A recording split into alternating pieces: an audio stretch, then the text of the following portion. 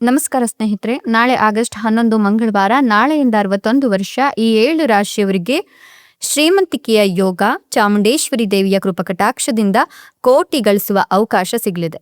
ಹಾಗಾದ್ರೆ ಆ ಅದೃಷ್ಟವಂತ ರಾಶಿಗಳು ಯಾವುವು, ಅವುಗಳಿಗೇನೆಲ್ಲ ಲಾಭ ಸಿಗುತ್ತೆ ನೋಡೋಣ. ಅದಕ್ಕಿಂತ ಮೊದಲು ಮಾತೆ ಚಾಮುಂಡೇಶ್ವರಿ ದೇವಿಗೆ ಭಕ್ತಿಯಿಂದ ಲೈಕ್ ಕೊಟ್ಟು, ಹಾಗೇನೆ ಪ್ರತಿದಿನ ದಿನ ಭವಿಷ್ಯ ತಿಳಿಯಲು ನಮ್ಮ ಚಾನೆಲ್ ಅನ್ನ ಸಬ್ಸ್ಕ್ರೈಬ್ ಮಾಡಿ. ಹಾಗೆ ಬೇಗನೆ ನಮ್ಮ ವಿಡಿಯೋದ ನೋಟಿಫಿಕೇಶನ್ ಪಡೆಯಲು ಬೆಲ್ ಬಟನ್ ಕ್ಲಿಕ್ ಮಾಡಿ ಆಲ್ ಅಂತ ಕ್ಲಿಕ್ ಮಾಡ್ಕೊಳ್ಳಿ. ಇನ್ನು ನಿಮ್ಮ ಜೀವನದ ಸಕಲ ಸಮಸ್ಯೆಗಳಾದಂತಹ ಸತಿಪತಿ ಕಲಹ, ಪ್ರೀತಿಯಲ್ಲಿ ಮೋಸ, ಭೂಮಿ ವಿಚಾರ, ಕೋರ್ಟ್ ಕೇಸ್, ವ್ಯಾಪಾರ, ಹಣಕಾಸಿನ ತೊಂದರೆ, ಸಾಲಬಾಧೆ, ಸ್ತ್ರೀಯರ ಗುಪ್ತ ಸಮಸ್ಯೆ, ಹೀಗೆ ಹಲವಾರು ಸಮಸ್ಯೆಗಳಿಗೆ ಶಾಶ್ವತ ಪರಿಹಾರ ಮಾಡಿಕೊಡ್ತಾರೆ. ಡಿಸ್ಪ್ಲೇ ಮೇಲೆ ಕಾಣ್ತಕ್ಕಂಥ ಗುರೂಜಿ ನಂಬರ್ಗೆ ಒಮ್ಮೆ ಕರೆ ಮಾಡಿ ನೋಡಿ. ಹೌದು, ನಾಳಿನ ಆಗಸ್ಟ್ 11 ಮಂಗಳವಾರದಿಂದ ಮುಂದಿನ 61 ವರ್ಷ ಈ 7 ರಾಶಿಯವರಿಗೆ ಶ್ರೀಮಂತಿಕೆಯ ಯೋಗದ ಜೊತೆಗೆ ಕೋಟಿ ಗಳಿಸುವ ಅವಕಾಶ ಸಿಗ್ತಾ ಇದೆ.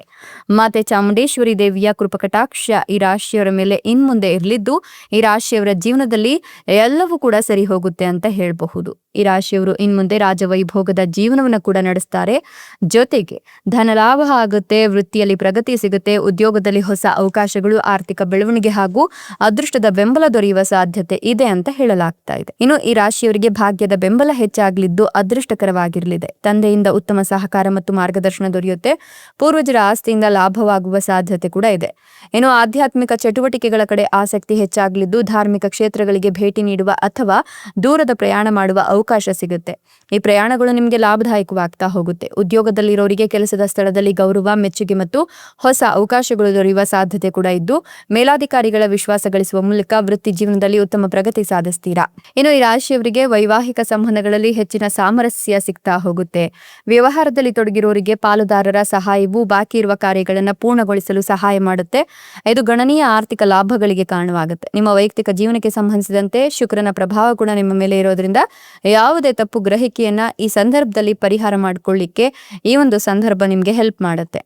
ಇನ್ನು ಜೀವನದಲ್ಲಿ ಸಾಮರಸ್ಯ ಹೆಚ್ಚಾಗೋದ್ರಿಂದ ಸಂಗಾತಿಯೊಂದಿಗಿದ್ದಂತಹ ಭಿನ್ನಾಭಿಪ್ರಾಯಗಳು ದೂರವಾಗಿ ಸಂಬಂಧ ಮತ್ತಷ್ಟು ಗಟ್ಟಿಯಾಗತ್ತೆ.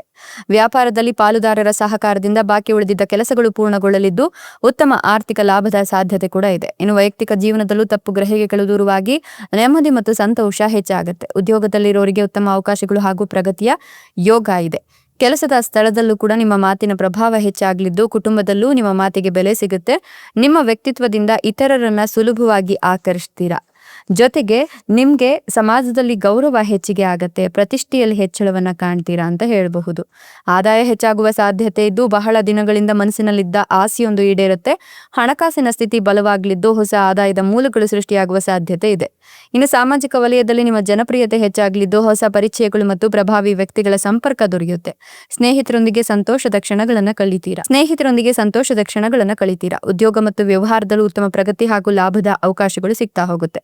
ಎಷ್ಟೆಲ್ಲ ಲಾಭ ಮತ್ತು ಅದೃಷ್ಟವನ್ನು ಪಡೆದಿರ್ತಕ್ಕಂಥ ಅದೃಷ್ಟವಂತ ರಾಶಿಗಳು ಯಾವುವು ಅಂದ್ರೆ ಕಟಕ ರಾಶಿ, ಮೀನ ರಾಶಿ, ಕುಂಭ ರಾಶಿ, ಸಿಂಹ ರಾಶಿ, ತುಲಾ ರಾಶಿ, ಧನುರ್ ರಾಶಿ, ವೃಶ್ಚಿಕ ರಾಶಿ. ಇವುಗಳಲ್ಲಿ ನಿಮ್ಮ ರಾಶಿ ಇದ್ದರೂ ಇಲ್ಲದಿದ್ದರೂ ಭಕ್ತಿಯಿಂದ ಓಂ ನಮೋ ಮಾತೆ ಚಾಮುಂಡೇಶ್ವರಿ ದೇವಿಯೇ ಅಂತ ಕಮೆಂಟ್ ಮಾಡಿ. ಧನ್ಯವಾದಗಳು.